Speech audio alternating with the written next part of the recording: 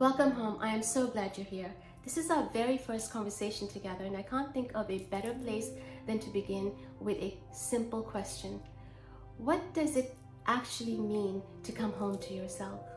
For most of my life, I thought coming home was something outside of me, a place, a destination, a relationship, a career, a goal I was working towards. But one morning, something shifted. I woke up with a peace I couldn't explain.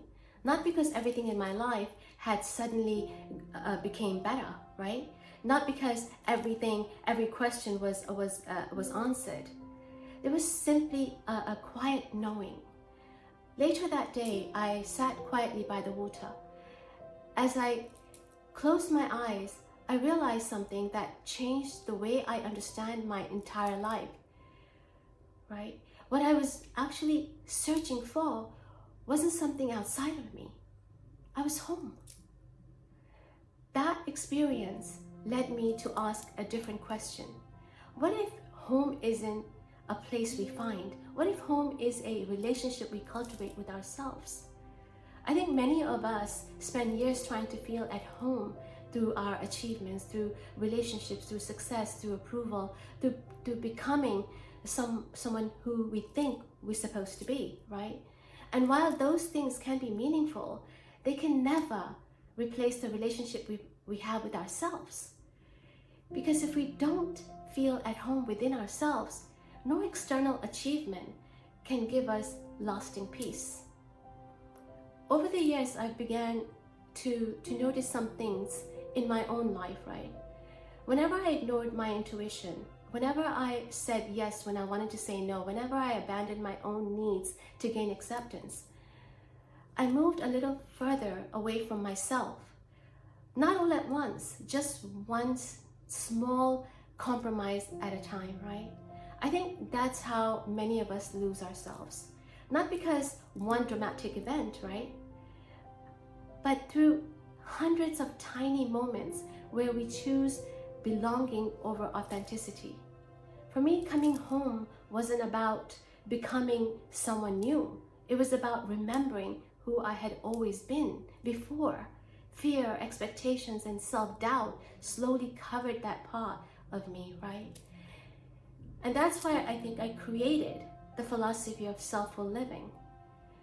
Because I don't believe caring for ourselves is selfish.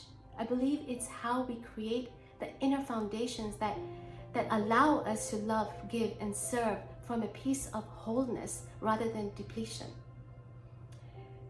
When we are self-full, we no longer have to abandon ourselves in order to belong, right? We belong to ourselves first. And then from that place, we belong with others. As we continue these conversations together, we'll explain many different topics, right? Identity, self-worth, style, home, astrology, relationships, purpose. But beneath all of them is one single invitation: to come home to yourself. Before we finish today, I'd like to leave you with one question.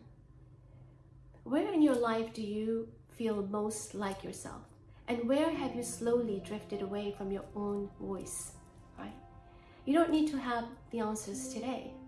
Simply begin noticing, because awareness is often the first step towards remembering.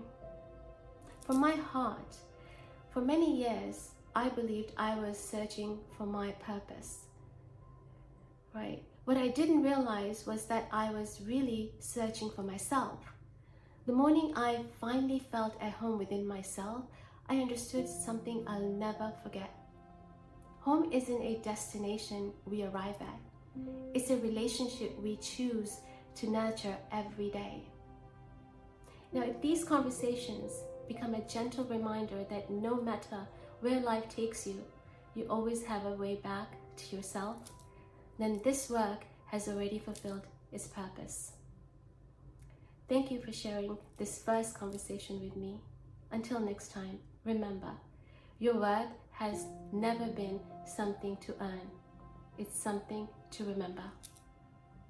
The door is always open. Welcome home.